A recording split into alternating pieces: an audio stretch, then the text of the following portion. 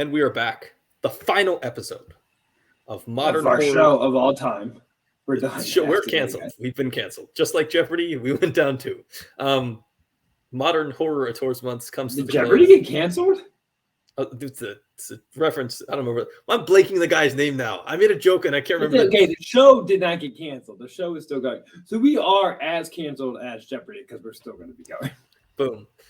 I mean, Who knows? I mean, let's be real for a second. We're definitely going to say something in a podcast now that in 7 years, a Raynor employee will dig through and get us fired from a high-paying job. That kind of canceled. Yeah, that's what I'm saying. I think it's been canceled. Like, we're no longer a show. Like, we don't get ratings, so we're done. Well, we definitely don't get ratings. So if we were dependent on ratings, then we'd definitely be canceled. If we were at upfronts, CBS would be like, guys, 4 people and 1 dude in Panama doesn't count as an audience. No, but they'll be like, but you're so charming and we like you so much, so we'll keep on going. We'll get bought out by a streaming network. What would happen is we'd go to a second season. They'd be like, we have to retool the show. So they're like, you both have to change hairstyles. We have to hire a female co-host. And like one of you might get fired if the show doesn't go. I don't think my hair could do another hairstyle. This is all you got. Sorry, NBC. We've gotten way silly, way fast.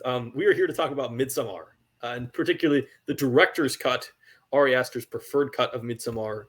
And we want to talk about Ari Aster as a modern horror auteur director. And I will give you my argument for why Ari Aster is the best of the 4 auteur directors we covered this month. But before we do that, let's talk about a little last Letterboxd movie. Zach watched, I believe, a 2013 remake. Wanted to tell us about it? I'm never going to watch that movie. Can I tell you a joke about this? This is not. It's actually true. When I went to the library when I was like 17 to check out The Thing because I wanted to watch it. I didn't get to say what the movie was, and so you're doing the joke before the movie was announced. And I accidentally got the 2011 remake of The Thing, and did not realize until I put the disc in and it started playing. I was like, wait, where the fuck is Kurt Russell? Were you like Mary Elizabeth Winstead, who knew she was acting in the 80s? I didn't know who she was at that point, but like I definitely was like, Kurt Russell is supposed to be in this. Why isn't Kurt Russell in this movie? All right, continue. I watched this because I have been watching this stuff for this podcast and John Carpenter thing. So I think this is like 3 episodes in a row I've talked about John Carpenter thing, but this one is literally John Carpenter's Thing. Is this like the worst movie title ever? I know he didn't name it because it's a remake, but like you need better like Google search IP names here. Well, he shortened the title, right? No, I think the original is just called the Howard Hawks one was called The Thing. No, it's called. They changed it called The Thing. I'm pretty sure it's called The Thing from Another World because famously this is the movie they watch on Halloween during John Carpenter's Halloween. Should I have watched that one instead? Maybe. Okay. Anyways, Howard Hawks. That's the Howard Hawks movie, right? Yeah, I think it's still supposed to be really good, and like no one watches it, and everyone watches The Thing. Howard Hawks produced. The Thing. It's really great. I haven't seen it before. Who knew? Wait, really? That's crazy. Yeah, a lot of these Carpenter ones are first times for me. I've seen Halloween and Escape from New York and Starman. Now it's like about it. Post Starman, I've seen nothing, so it's all going to be a new adventure for me moving forward. But no, The Thing, it's like body horror at its best. And I've seen Starman before, and I adore Starman. And the body horror elements in that, I was like so amazed by, and I probably would have had a different perspective if I seen The Thing first. It's like he was working in the same playground with his kind of alien body transfiguration techniques, but this is like the whole movie. It's just like an hour and a half of like people's bodies being like fucked up and distorted. It's like gross, but also like really stunning and really like remarkable effects for the 80s, and great makeup throughout it.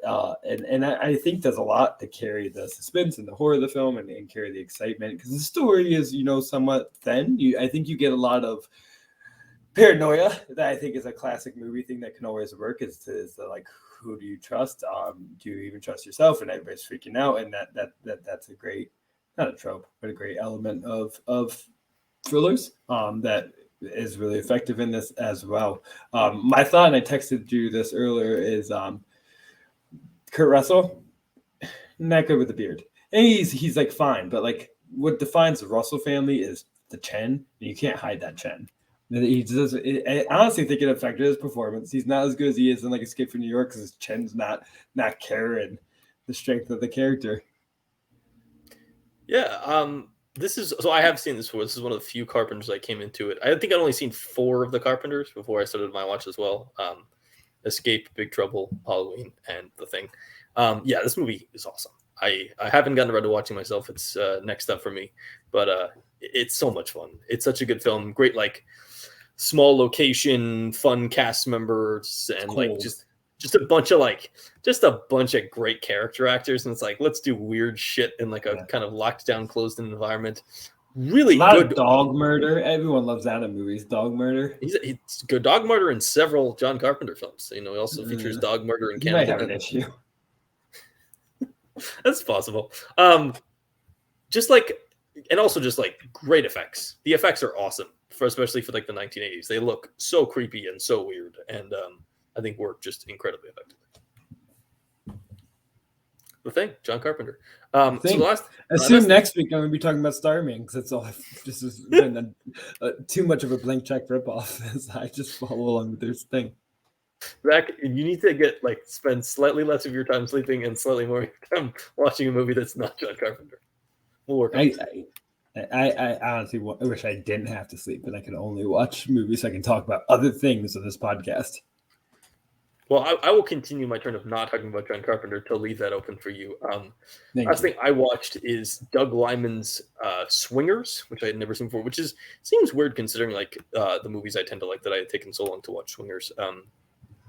Swingers is the story of Vince Vaughn and Jon Favreau, you know, kind of hanging out in LA and Vegas, and sort of this story of 2 guys who kind of think they're doing great, but are also kind of idiots.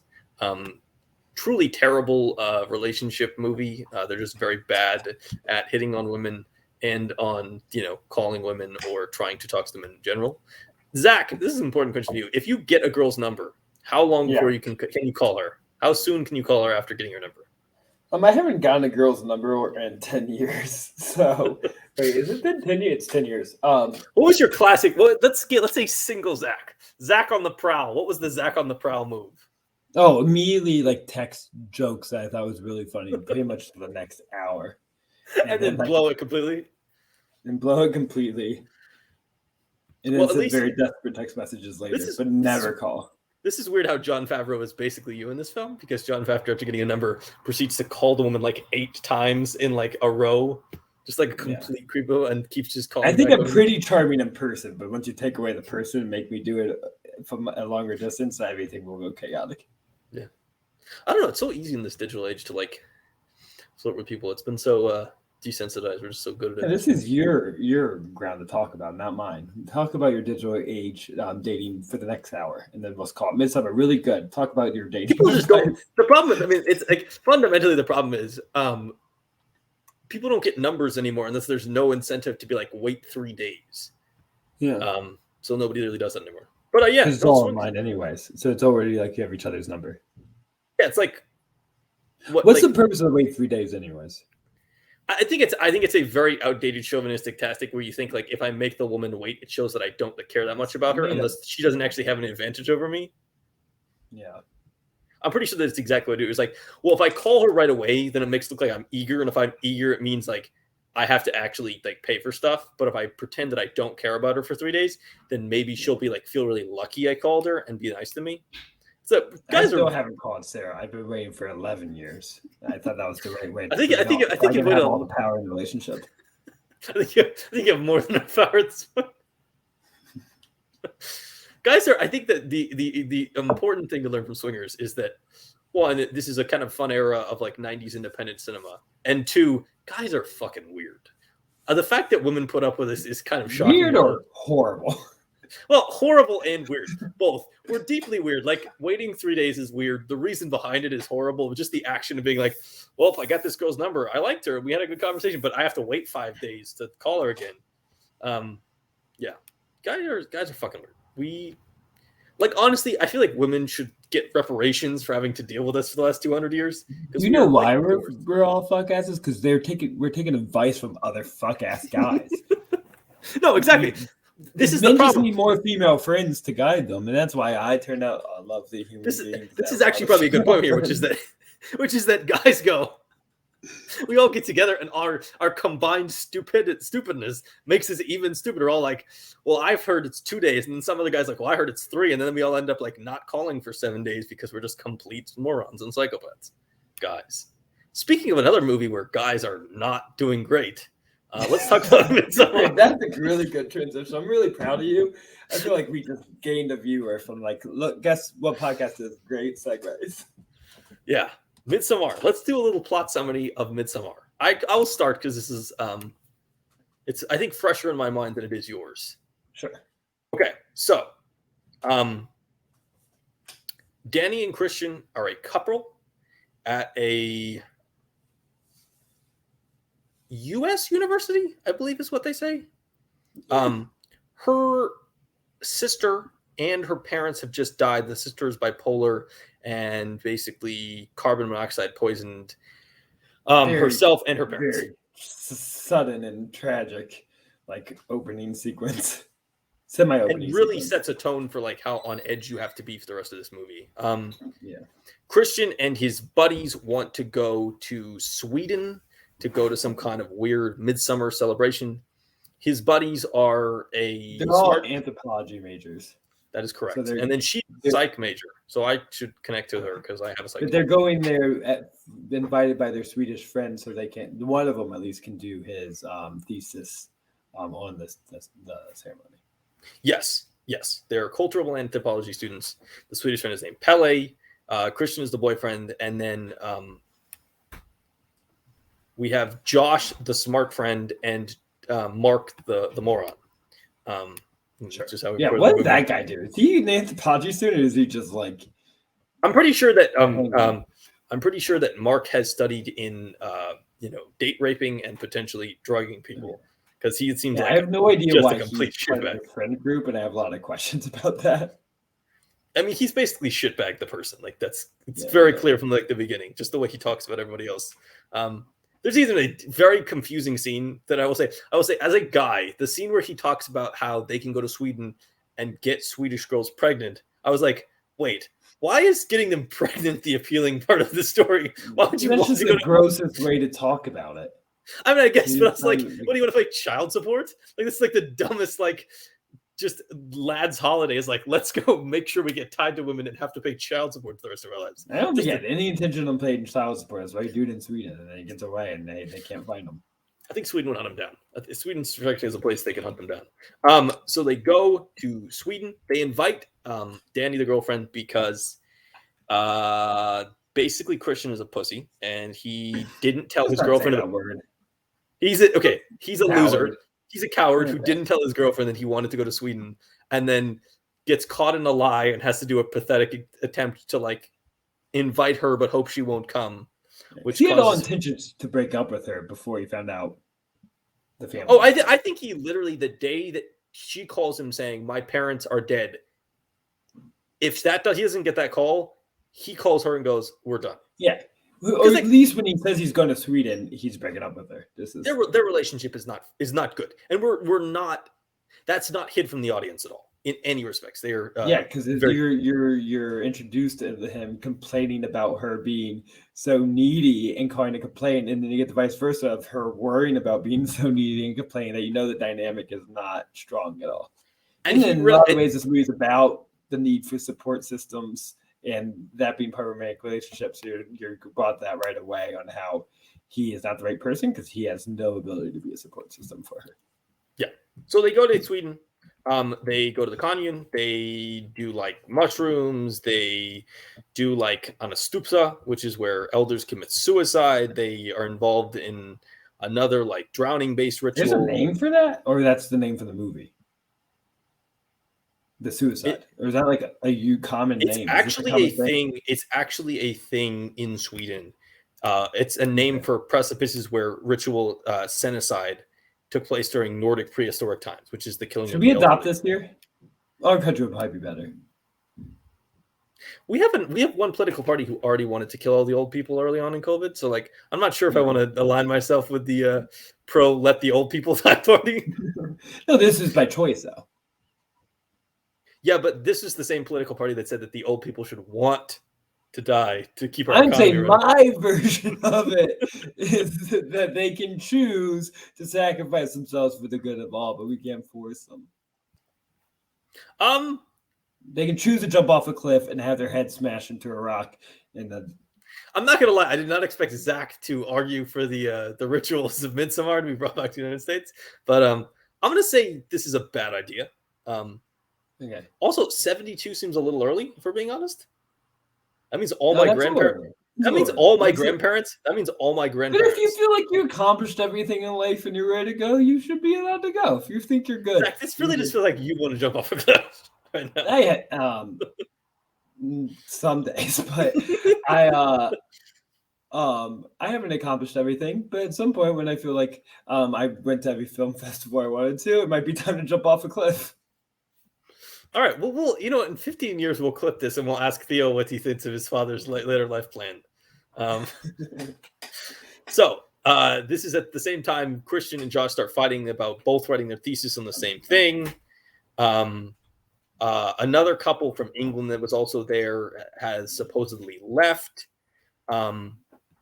Our good friend Mark pees on basically a gravestone because he's an idiot, and then he gets lured away by a girl. To be fair, he had a good reason. He was like, I didn't know this, but why is he urinating in public anyways? Unless they should have showed us if the rest of the community was all just like urinating everywhere, then I would really be like, oh yeah, of course that's why he did it. But if he's the only one putting his dick out and pissing in the middle of the place, they probably don't have running toilets. There's no way. So I get it.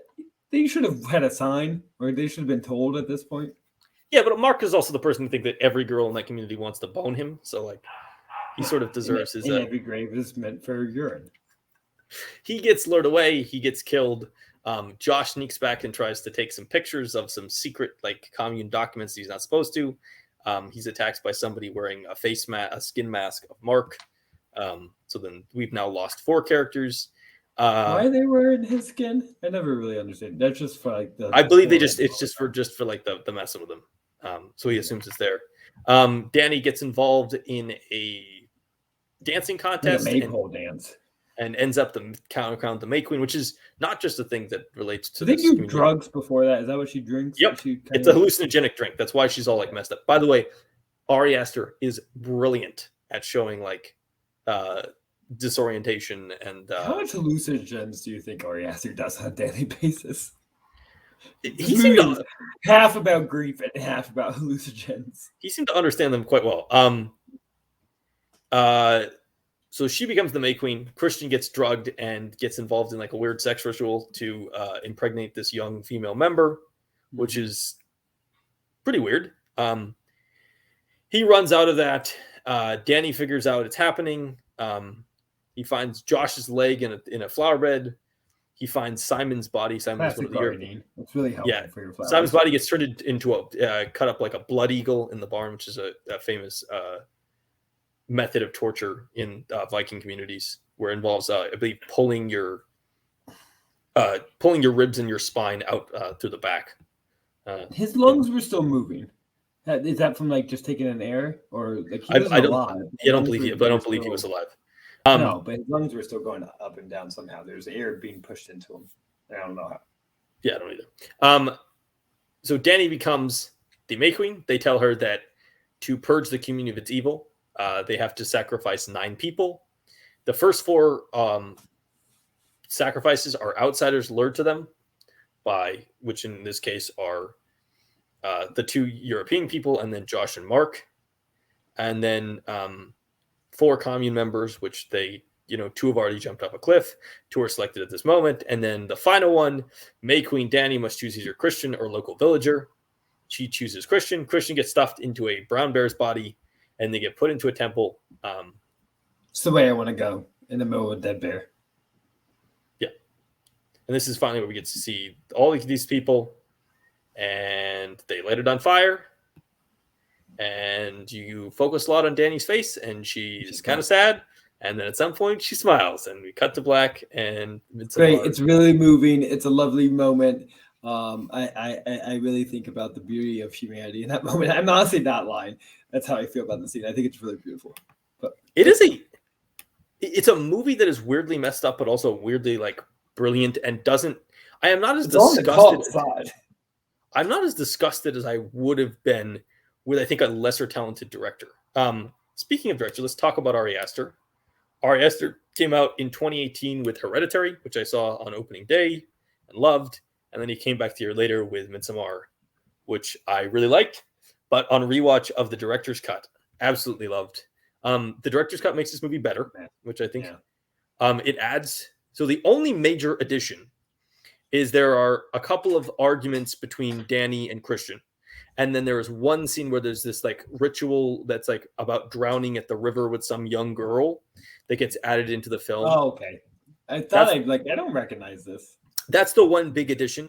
The rest of it is just like they let moments last a little bit longer. They add some like snide comments. They add in some little bit of arguments. And really what it mostly does is flesh out the Danny-Christian relationship and how their reactions to all these different rituals at Midsommar are really kind of like breaking them apart. Danny seems very horrified by them. Christian is a lot more laissez-faire, and their different reactions to these events really starts pushing them apart. Ari Aster is a director that is absolutely brilliant at his use of the camera, his use of light, and his use of sound. I think technically he's the best director we've covered this month. I think his ability, I mean, if you go back to Hereditary, some of the brilliance of Hereditary is just like his ability to use light to misdirect you for scares, to misdirect you for things to happen, to use sound in different ways. Midsommar is constantly playing with just gorgeous, beautiful outside nature visuals, and then also just like the weird disorientation he uses anytime hallucinogens are involved. There's also like a really light touch on this movie at times where like if you wanted to, you could really like lean into how crazy and weird a lot of these rituals are. Like you could really play this movie heavy-handed and be like, look at all these horrible things that this cult is doing. But he plays it a really even-handed. He allows the characters to react to the individuals, so you kind of like you're only viewed. You like the camera is not biased in favor or against these rituals. It's only the characters' different reaction. It doesn't heighten the experience to make it like you need to be scared. It kind of quiets down, and you just witness the like falling of the old people. Or it's weirdly like quiet about how it does it. In a way that I think is just brilliant. I think kind of like empathetic of the experiences, like non-judgmental in a way. It lets the characters, as you say, be judgmental, but the movie is not judging these as, you know, inherently weird, maybe just weird from an outsider's perspective, which I think is also very important. It never really puts the cult in full monster like form, even though they're murdering people in a way that I find really like smart and nuanced. Well, this movie I think gets a lot less interesting if we're like, oh my god, look what they did to these other people.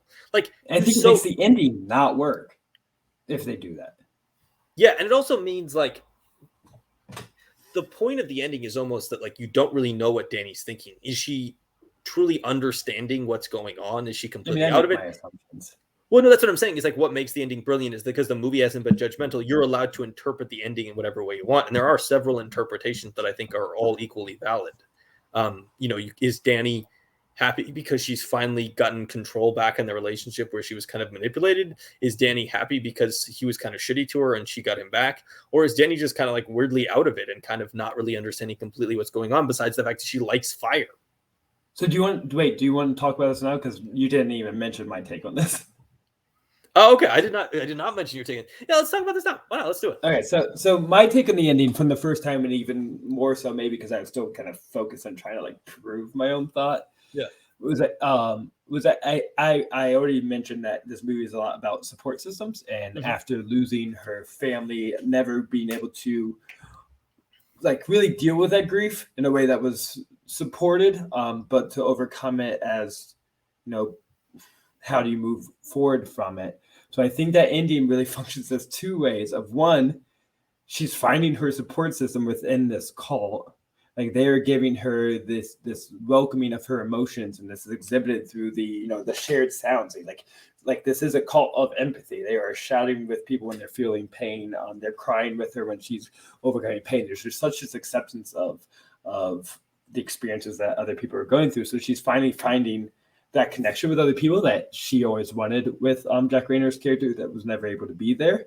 So that's her smile is her like comfort coming with being amongst these people, and being where, I don't know, she feels belonging in a way and feeling that she can overcome this. And it's signaling her overcoming the grief of her family, finding a fuller meaning and death and moving forward, and that not taking death in such this kind of American tragic way of like there's purpose behind everything going, kind of more of a spiritual version of death, of finding them all being burned, her not just like, yeah, get rid of my shitty boyfriend, which is I think a very like narrow way of viewing it.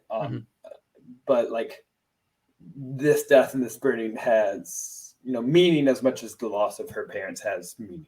And it's part of our cycle of life and our community. But so I am honestly extremely moved by this in the most horrifying way possible. I said maybe I'm a little too much on the cult side of this. Like I don't agree with the murder, but like I'm trying to like empathize with this as a cultural experience. I can like see their perspective.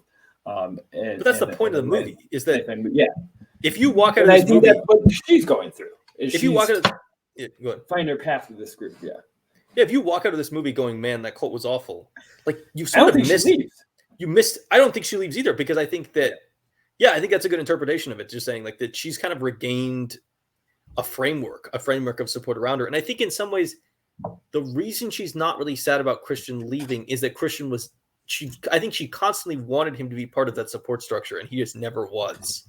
Like their relationship was always kind of like, I feel like to be honest, he wanted a casual thing and she wanted a relationship, and they never really had that discussion where they're like, hey, we don't seem to be on the same wavelength here. Maybe he thought he wanted something deeper, but didn't have the like emotional capabilities to handle it. Yeah, he is very callous, but also like very good at playing callous in a way that he's also very good at just like, he is callous towards her needs and her feelings, but he's also good about playing it in such a way where you could have understand why this guy who maybe didn't want the relationship with this girl and maybe sort of was about to break up with her, and like you sort of understand his perspective, even if you don't really like the way he's going about it. Because like, I think he's a person who was like, the relationship wasn't working, I was about to break up with her, and then her family all died, and she decided to come to Sweden with me.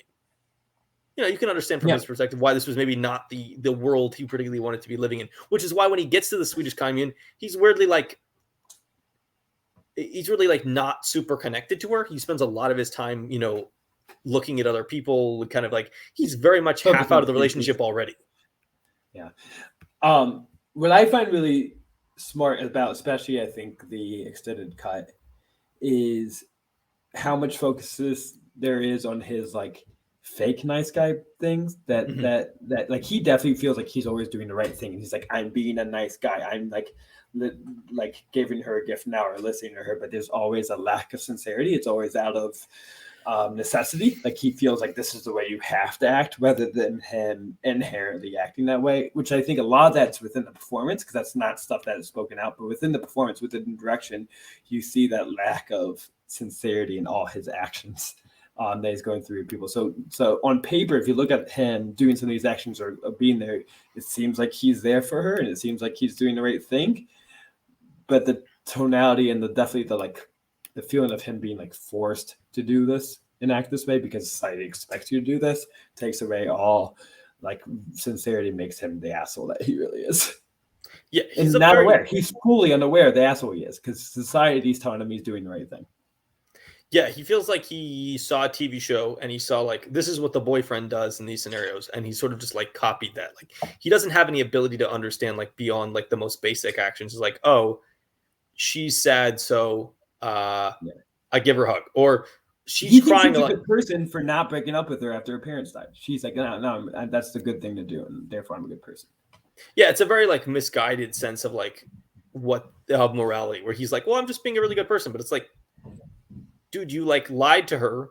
You do this weird thing where you vacillate between like trying to help her and then like sort of making her panic that you're going to break up with her by saying that what she's doing is too much. Like that first scene is just, I feel like it has got to be very familiar to a lot of people in relationships, because you have those moments where you're like, somebody's having a bad day and somebody's flipping out, like, and something you have to learn over time is that you're allowed to feel feelings and you're allowed to have a bad day and you're allowed to need somebody's support.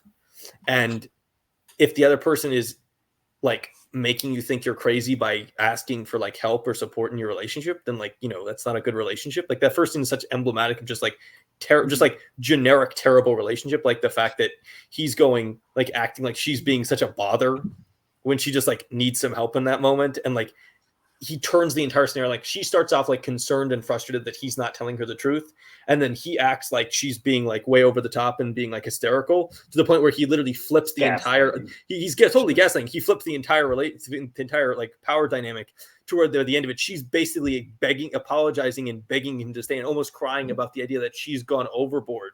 While at the beginning, she was mad about the fact that he just like wasn't telling her the truth. He's just like kind of generally a shitty boyfriend in a lot of respects. And he just gets aggravated more and more. That way of support where she's starting to have to support his emotions, protect his emotions in a way that I do all too often is force the support systems to switch. But I mean, am I horrible? Probably. I'm pretty horrible. Maybe more aware than Jack Raynor is. But I think that dynamic that Jack Raynor has is also exemplified in the whole thesis plot, which honestly, the thesis plot's like my least favorite part of the movie. I don't think it's necessary. I think it's one thing holding it back from being like a perfect movie. I disagree on this. So okay, but it is like shows that it's not just within the relationship that he has this kind of dynamic because he's doing the same thing. He's a shitty friend. Thinking he's like doing the right thing by being upfront and saying, "Oh, let's share this." I'm like, you're the asshole because you don't want to share your project with me because I'm being willing to do that, rather than realizing that he's just jumping on somebody else's ship. No, it's like totally like the shitty person in a group project who's like doesn't do any work for 3 weeks and then suddenly tries to like collaborate with you. And you're like, I've done, his poor friend has done fucking hours of work and like tried to learn runic languages and like done so much research already and like has so much understanding. And he's just like, yeah, I'm gonna do my thesis on that too. And it's like, wait, you just think you're gonna piggyback on all my shit? And then like he even's like the friend tries to talk to him about it and like tries to like extend the olive branch and tries to collaborate. And then he's like, oh, now you want to be? He's just like such a dick to him and all the times. He's like very deeply immature and does not realize that he's acting in such a manner. Like, yeah, he's very emotionally immature. He thinks like, oh, if I do the right thing, then other people are supposed to just see that I'm doing the right thing and then agree with me. Like he's totally unaware that even if he's doing like it is the right thing to tell your friend that you want to do this thesis, but he's also totally completely lacks the ability to understand why his friend might be frustrated that he had done all this work on this project and come to this place and had spent months doing this.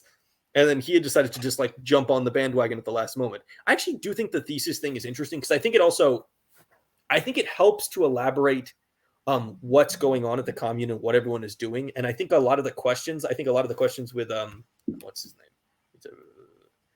I think Josh asking questions of Pele and the elders is actually like a really interesting way that we as the audience learn about the traditions of the community and start to learn about its contradictions, because that's what we start learning the stuff about, oh, we don't do incest, but then we do incest. Like, I think these moments where we learn like different pieces of information from these, like the discussions of the thesis that I think actually help the audience start to flesh out the world that they're living in. And I think also I just find it a tad boring. Like I don't give a shit about anyone's thesis. Get that shit away from me. Don't talk to me about your thesis all the time. I just don't think they do it enough to make it like if the movie became obsessed with the thesis, I think it would be annoying. But I think it does it. It's like 15 minutes. I think it's a minimal. It's plucked in here and there. Like the friend goes, "Oh, what's that rune? I recognize it as something." Like, "Oh, is that the second?" Blah blah. And like I think they just do small enough moments trying to understand what's going on that I think actually helps you as the audience member dig into this world. Because what's fascinating about this movie is how clearly Ari Aster has thought through this cult, this commune, and their like ideas.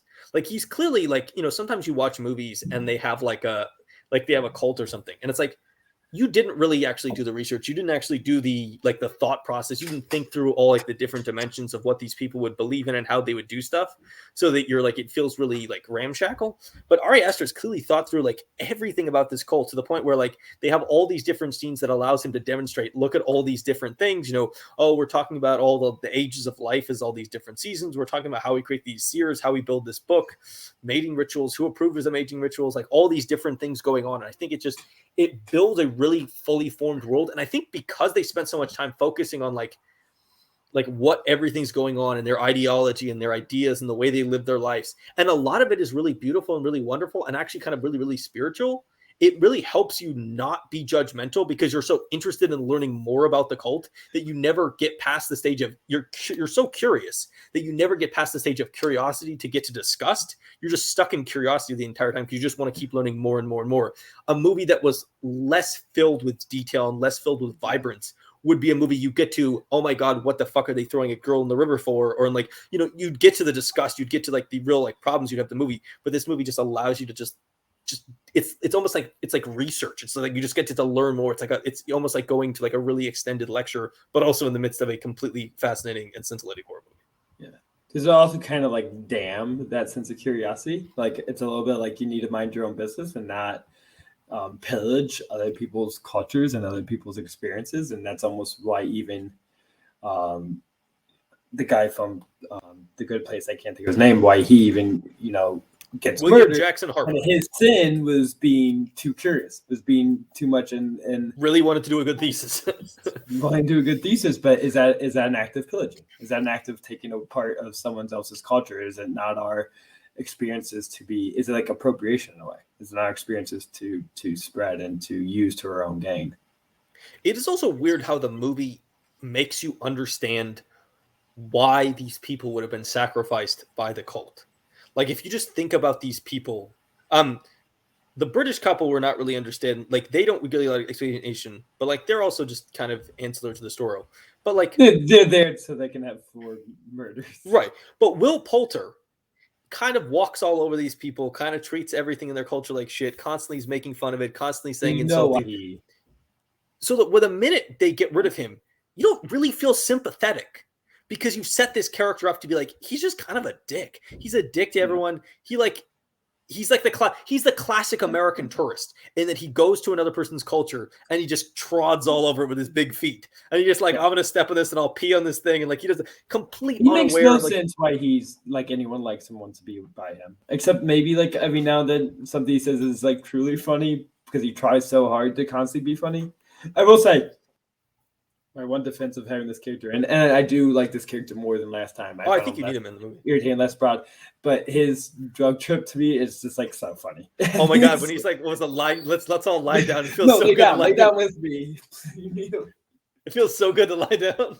He's just, he's demanding everyone else to lie down is such that like person who like constantly wants to have the power dynamic, but I don't know. It's like the neediness or something. It's really funny. He's a very talented actor. He's very enjoyable. He sometimes can go too broad. It's hard. He it's like his thing. He's too broad in Detroit. He's way too broad in Prince Caspian. Not Prince Caspian, but the Don Treader. Like he's also can't terrible really dimensionalize his characters. But maybe like this one I found a little more nuanced. I feel like it's because the dialogue is so broad. But it's very funny in We're the Millers. He's a funny dude, but he's also like a complete dick in this movie. But he's also like a good, and also to me, he doesn't surprise me because I feel like this is such a classic college thing to have that one member of the friend group that if every single other member of the friend group individually had to ask themselves the question, why are we still spending time with this person? They would say no, but somehow that person just kind of like slides along as a member of the friend group. But like, I feel like that's but I feel like that's a high school thing. At least it was for me. It happens in college too. There's always that one person where you're just like, I've always had that one person where like they may get ditched after a couple of years or something, or when it gets like really annoying. But there's always that one person you're just like, why do we still have this person around? They're like always a dick to everyone. He kind of thinks he's hilarious. No, this is how I feel about you, I guess. So wow, Zach just stabbing me in the back. I mean, let's be real for a second. I'm William Jackson Harper. You're Jack Raynor. I did all the 3 months of research on the thesis, and you tried to piggyback at the last minute. Honestly, it might be more the Will Poulter just coming in just like to say bullshit. It has nothing to do with it. I feel like every podcast there's a bit of Will Poulter in them because just saying bullshit is kind of half of our job. But like, you're not sad when he's gone, even though the performance is really good. William Jackson Harper, I think everyone in this movie is really good. All like the four main characters, Pugh especially is on another level. But I think Raynor is actually like really quite great. He's pretty good. It resonated with me a lot more, his performance did on this extended because I'll make one point about William Jackson Harper, and then I want to talk about that in a sec, is that William Jackson Harper gets killed because he is told not to photograph something and then goes back to photograph the thing he was told not to do. His curiosity kind of killed him. Yeah, of course. But also because he agreed to respect what the elders said. And then the first chance he had tried to disrespect them. So at the same time, you're not happy he's dead, but there's an explanation built into the cult, built into the society you're living in. In sort of some ways, it's like they've built a society, they've explained what the rules are, and then characters are breaking the rules. So even as characters who are sort of like, even the positive characters end up dying off, you're sort of not horrified by it because they've set up an explanation for it going in. I want to talk about Jack Raynor. You just made a great point, which is that his performance is better in this. And part of that is the extended cut, which is an additional, 50 minutes, I believe? 30? No, it's like a half hour. Additional half an hour. A lot of that is focused on the relationship. And the original cut of Midsommar is really good, but, not great. And I feel like always didn't 100% hit for me. And part of that is that the relationship it hit for me as much. I still loved it. Well, I gave it a 4 stars the first time, and I think this is 4.5 or 5 at this point. The relationship between Christian and Danny always was a little bit toned down. They never spent as much time focusing on all the crazy stuff, and I have no idea what Zack is doing at this moment. I have a door that keeps opening and shutting, and I'm very confused. Well, Zack is a member of the Conjuring universe, but okay. The extended cut really focuses on the relationship and kind of fleshing that relationship out and making you understand why it's so broken and why it's so bad at the point where it is. The main cut is it's edited down so that the relationship doesn't have it's not as harsh on the relationship as the director's cut is. Zack is just really messing. Okay, I have to go investigate this. That would be bad. All right, go shut your door. I'll keep talking. The extended cut basically gives you more scenes where Danny and Christian are fighting and sort of gives you an understanding of why the relationship is at the point where it is.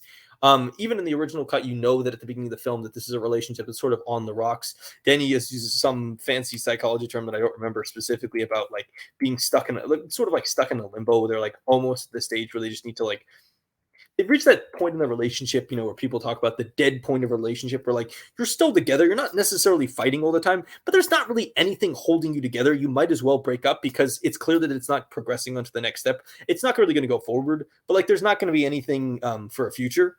And the director's cut really points to how callous he is at a lot of different times. There's a lot of different moments as these rituals start going on in Midsummer where, Danny is horrified, which is sort of the audience surrogate of being like, oh my God, what the fuck? People just jumped off a cliff and got smacked in the head with a mallet. And he's weirdly laissez-faire about them. And he sort of does that classic Dick thing where he downplays her emotions by being like, why are you so emotional? Oh, it's just their culture. He does that classic, one of the most jerky things anyone can do in life is when somebody else says, man, I'm so sad about this, or man, I'm so horrified by this, is to figure out a way to downplay their emotions. That's one of the most, dickish things anyone can do, being like, oh man, I'm sad. And then be like, well, I don't know why you're sad. It's just part of their culture. Why are you so horrified? It's just just look at how normal it is. Making the person who has the emotion feel like the crazy one rather than the person who's experienced the emotion. And the extended cut has an extra ritual sequence that plays into this, and just a lot of moments where you see how manipulative Christian is. There's the moment at the beginning that's sort of elongated where you really get to see how much of a gaslighter he is, where how she's twisting Danny, how part of Danny's problem is that she has underlying mental health stuff, maybe depression, maybe anxiety, and her family's not good, but also Christian is not helping the stability of her mental health and the stability of her emotions reach the right place and be at a healthy place, because anytime she shows emotion, he sort of twists her back the other direction, and it's a deeply broken and messed up relationship. Zach, you want to weigh in here? I mean, I feel like I talked about his performance already a little bit, but it is just so smartly observed. in a way that like I know like people like this, and sometimes I do worry that I can be like this as well. We probably all are at points, which is, you know, being the bad guy without realizing it. And I think that's what makes the performance so smart, is it's not broad in a way of like he, as this performance, knows he's acting like an asshole. It's like you can see in his mind that he thinks he's always doing the right thing, where it seems like a good person, but with the broader context that we all see within the film, we know he's acting like an asshole. So it's that he's really it's a real performance. He's really in his own character's mind and perspective of what he's going through, where he's the hero of his story, not realizing how he affects other people, and that's given in the performance. Yeah, it's like the classic, it's such a trope that we've seen emerge in the 2000s and the 2010s. The nice guy, the guy who's like, I'm the nice guy, so I should get what I want because I'm being the nice guy. Like, I am being the nice guy in this relationship, so why isn't my girlfriend just happy with me? I'm being the nice guy and I'm taking her to Sweden, so why isn't she happy? I'm being the nice guy and I'm telling my friend that I want to like do the same project. So like, why isn't he just happy for me? Like, it's this really like sort of toxic thing where like, they're stuck in this idea that, well, if I'm being the nice guy, stuff should work out for me and people should like agree with me and go along with it. But like just completely unaware of like how terrible they are. Like it makes the movie so much more interesting that Christian is not a malevolent character. He's not trying to hurt Danny. He doesn't hate Danny. He's not trying to harm her. But like his behavior is incredibly harmful by how, you know, callous it is and how like forgetful it is. Like this is a guy who like lies to her and then like takes her to Sweden and like makes it up and then forgets her birthday and then he took her to Sweden hoping she would not come, also assuming she would not he basically asked her, being like, this, like, I have to pretend that I wanted her to come so she doesn't be mad at me. That's another thing. Even though he wants to break up with her, but that's self like preservation. But he doesn't want to break up with her now because her family just died. And if he breaks up with her now when her family just died, he'll be the bad guy. A lot of his behavior is, rather than trying to do the right thing so that somebody else or himself is happy, a lot of times he tries to do what he thinks is the right thing so that somebody isn't mad at him. Like he's like attempting to not face. We all fucking do. We're all horrible humans, and we just don't reflect on it enough. I mean, I think there's a difference between I think we all do it occasionally. I think that his personality is just so unbelievably overwhelmed by like his attempt to do that at all times. And I think that's where like sets him apart from, you know, just a random person who may occasionally, you know, in their worst moments do something shitty and, you know, not be the best. Let's talk about, I was talking to you this other day. When we were watching the movie, there is some amazing camera work in this film. There is a truly great moment where Danny is crying in her house, and then we have a jump cut to her crying in the toilet of an airplane, which is such a good cut that like I literally like you want to like fist pump at how good it is. Well, don't fist pump at her like depression. No, I'm fist pumping at the. Fist pumping at the. You're like, yeah, fucking cry, Danny. Let it all out. I'm fist pumping at the technical application of what's going on here. And it's like thematically resonant. It's not just to be, you know, thrilling or like an exciting cut, but no, it's not flash for flash. Like it's the what's the word I'm looking for? My brain is goddamn dead. But they're like nonstop effective grief and how everything starts to kind of blend together. Of the moments like when she's in her depression, that like it literally can go from her being in the room to the plane and everything kind of being lost and that muddle of her emotions. That to her that could seem like a sequence of events that's natural because she's so, you know, caught up and in that kind of repeating of those instances just happening all the time for her hyperventilating and falling into her grief.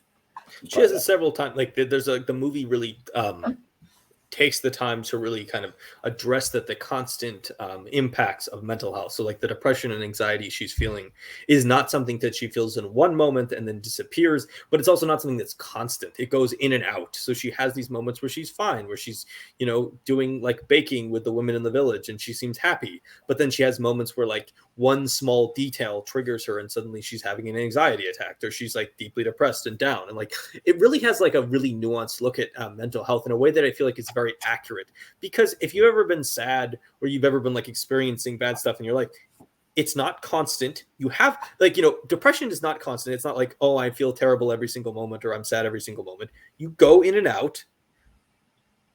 You're also not completely happy. It's not just at one moment and it stops and disappears. Like the unpredictability is something I think they really like to play with throughout the film, is that she is, she's a very fragile person at this moment. She just watched her entire family has just died randomly in a moment where she didn't know what was going on. She's getting gaslit by her boyfriend. She got dragged to a different country, which is like, she sort of accepts, but like you sort of don't understand why she accepted in the first place. It's like, why would she want to go to Sweden in this scenario? Like maybe because it's better trying than to find like her. She still like believes in him. Unfortunately, still like hopes that there will be like a change in the real connection in the support system. She's kind of denying herself. I mean, in the early scene when she's saying this, she's still feeling fault in the relationship. Like she's being too overwhelming to him and needing that support. When she's constantly putting blame on herself, she still feels like he is a great support system, not being like realizing the truth that he's really not there for her. So her going to Sweden is like, that makes sense because he'll be able to be there and really prove himself to me, kind of denying, the truth of the relationship. Yeah, he was really just trying to like, oh my God, maybe if I keep going with this, Christian will actually yeah, and I think she's trying. I mean, it makes sense. Even in that moment, he's not a great boyfriend, but he's the one thing she does have that's sort of still a constant in her life. And when everything else has disappeared, it's it's a reason to keep going. In line with the camera work is just like, let's talk about how beautiful this film is. They shot some incredibly gorgeous parts of. I believe they shot this in Hungary rather than Sweden. No, they shot on location in Budapest, the capital of Hungary. So I'm correct on that. For like several months in the summer and autumn of 2018. Shooting on location, I think, is really important to this film because it never feels American after they go to Europe. Mm-hmm. It feels very European the entire time. I don't know if you could have recreated that as effectively if you like, try to shoot in Atlanta or try to shoot in Vancouver or something. Work. You could have tried, but I think part of this is just the atmosphere is so important. It's a gorgeous movie. They really like to play with the colors.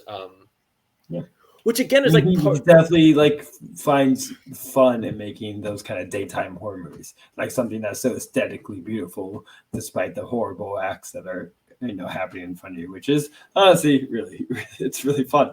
It's a unique approach because horrors and atrocities on this earth are not exclusive to nighttime and darkness. No, I mean oftentimes they end up at nighttime because. It's cheaper and easier to make movies at night because you don't have to worry about people are scared of the dark. It's a cheap way to make people feel scared.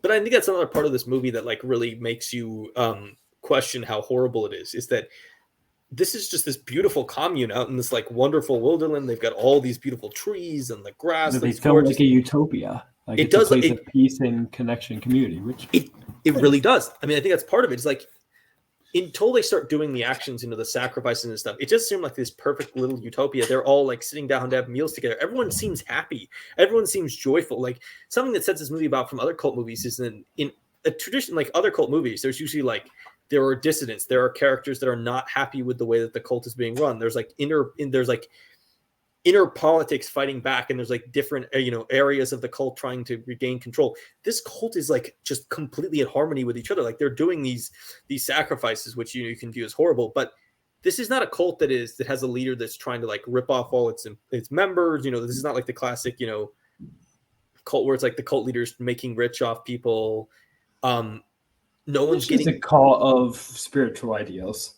Yeah, it really is. It's just like, but it's such a happiness there. And even like the moments where they're doing kind of the craziness, like the house that they burn everyone at the end is the sacrifice. It's just this gorgeous, like yellow, like the color of that barn is just amazing.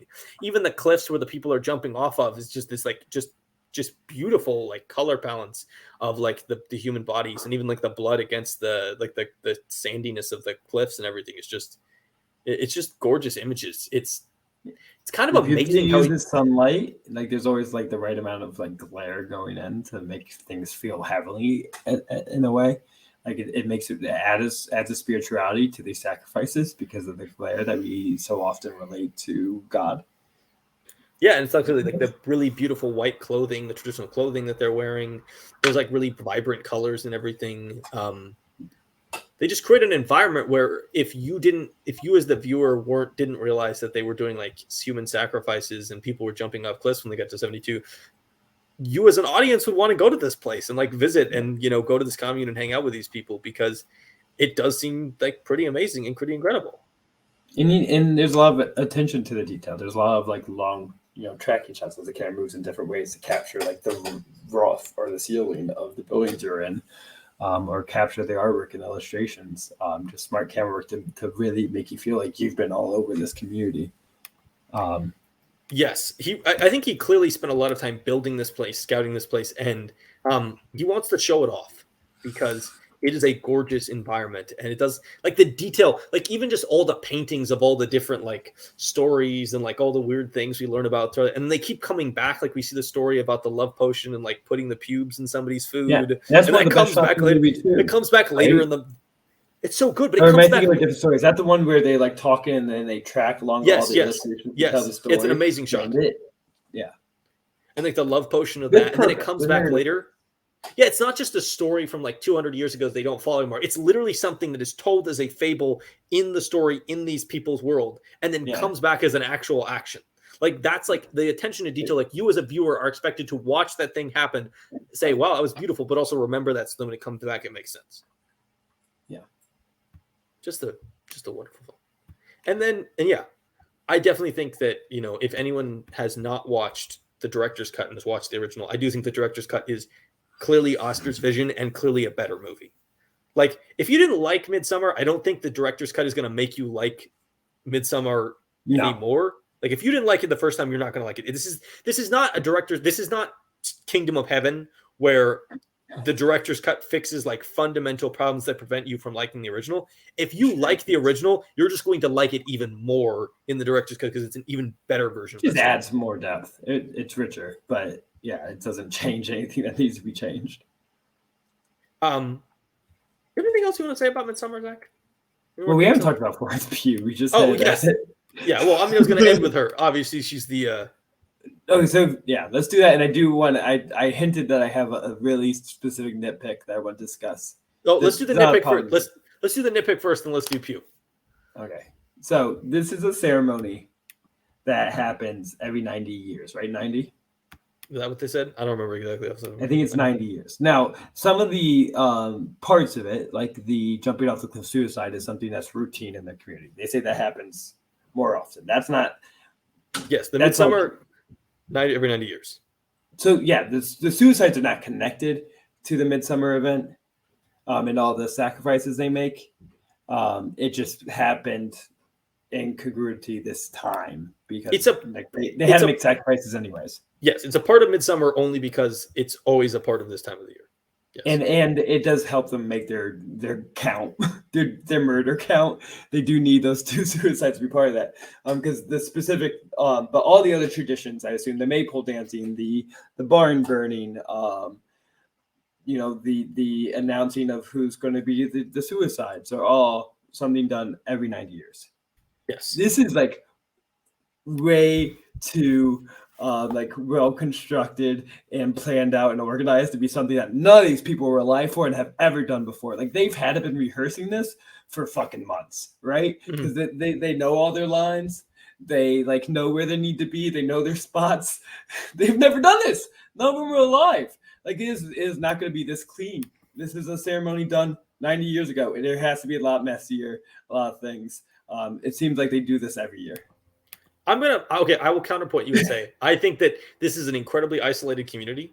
It would be incredibly easy for like training to do this every 90 years to be like an integral part. Rehearsing it is what we're saying. I think it's definitely rehearsing because think of it this way. They live in an isolated community. They're not rehearsing like, who are we going to put in the bear costume? How do you place them in the bear costume? How do you cut the bear? These are all things they have to practice. I don't think that they entirely as a group do, but I'm pretty sure the guy who has to cut the bear open was probably trained by his father, who was probably trained by his father, who was probably trained by his father.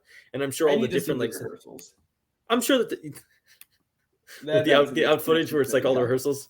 The 5 year, we've got 5 years to go, better ramp up the rehearsals. Maybe that's what the one dinner was that you see is actually after the rehearsal. The rehearsal dinner. It's totally possible. Totally possible. Yeah. It is interesting to think about it like that, but I think it makes sense in that it is such an isolated community. It does not matter. It's just something that appeared to my mind. It's something that it's a movie, and you can think they're doing it well in the first time, and it doesn't matter. That's one of those moments where, like, if you had actually, as a critic, written this down as your major complaint against the film, people would have mocked you mercilessly. Let's talk about Florence Pugh, who is amazing. Should have been Oscar nominated. Definitely. Yeah. I mean, it was a big year too. This is 2019, right? Or is it 2019? Yes, it's 2019. I want to look up. So she did get Oscar nominated for The Woman that year. So did that take away her opportunity to be even considered for this? Ooh, I mean, she's much better in this. I don't want to say much better, but this is a lead performance. I think it was a pretty strong year in my memory. I don't remember. But this is a terrible lead actor category, though. Lead actress? Yeah. Well, Saoirse was in it. Okay, no, but hear me out for a second. Ready? Okay, you got Saoirse and Scarlett. Congratulations, I'm happy with those. Your other 3 category nominations are Charlize Theron, Cynthia Erivo, and Renee Zellweger. Oh yeah, those 2 of those performances are bad. And Charlize Theron is like completely forgettable. Like the fact that you did not nominate, like I would be so much happier if they had pulled her out of supporting actress and thrown her in lead actress. If they wanted to give only one, and maybe it's just like Little Women is much more palatable to the Academy than Midsommar, but like Midsommar is a better performance, and that is a way weaker category. Like you could have found somebody who was really good to fill that spot in Best Supporting Actress, and like that's like actress category sucks. That's a terrible category. I don't love. Thinking about performances and view of the Oscars history, it doesn't really matter.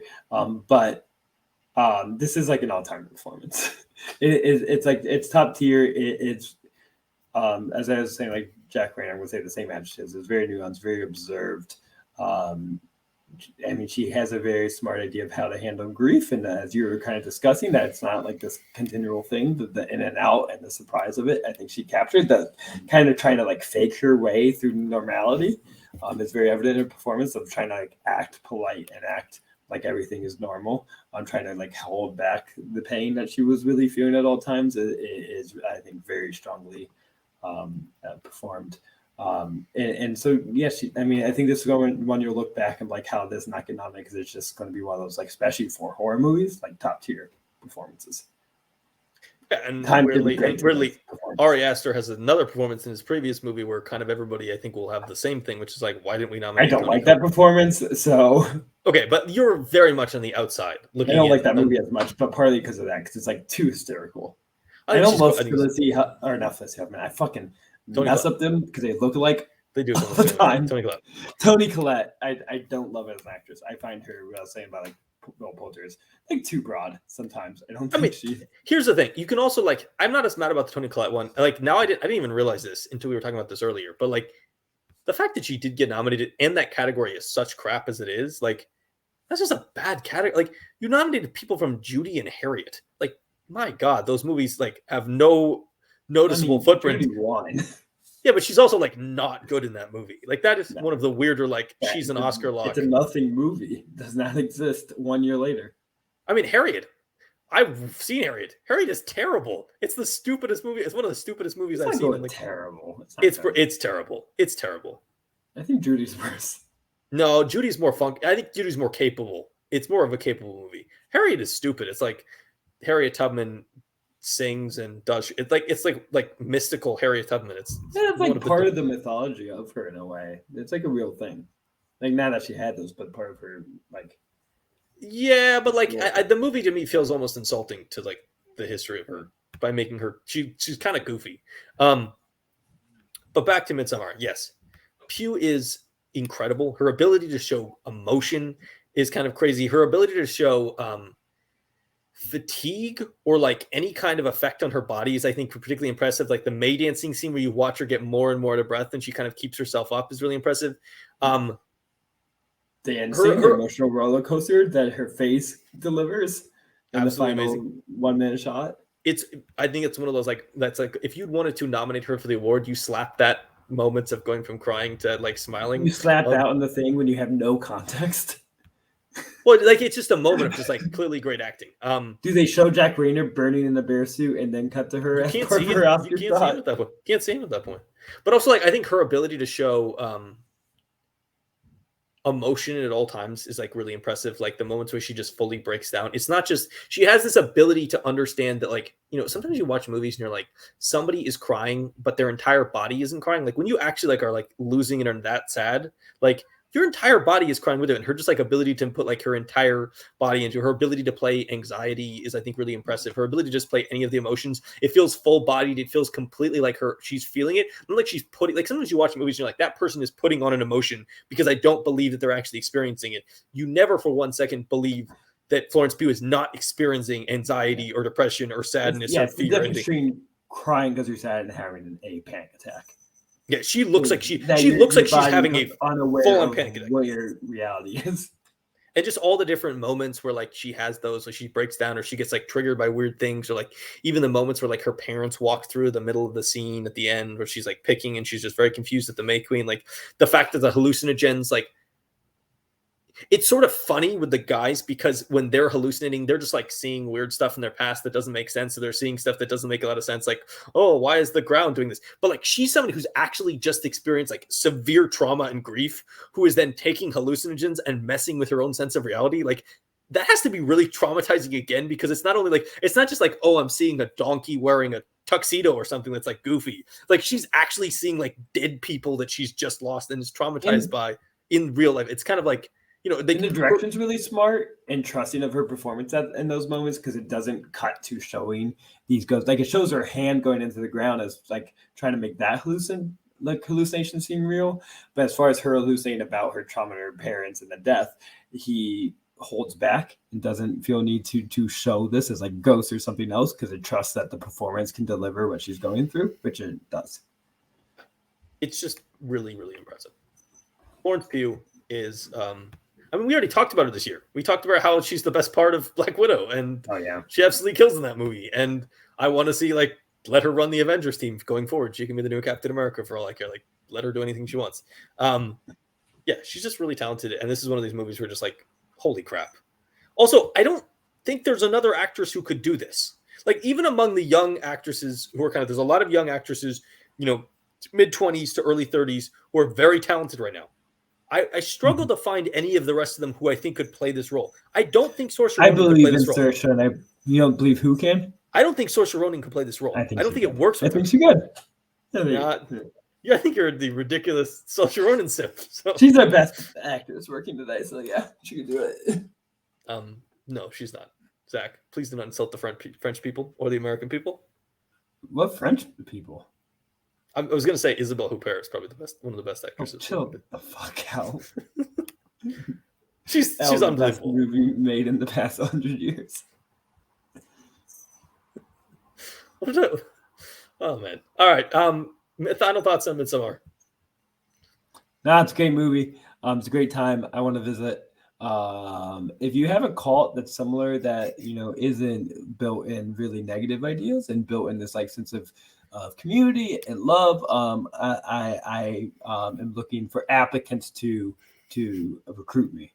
So you can send me a number. This was in my name that Lucas now refuses to put our names on our video.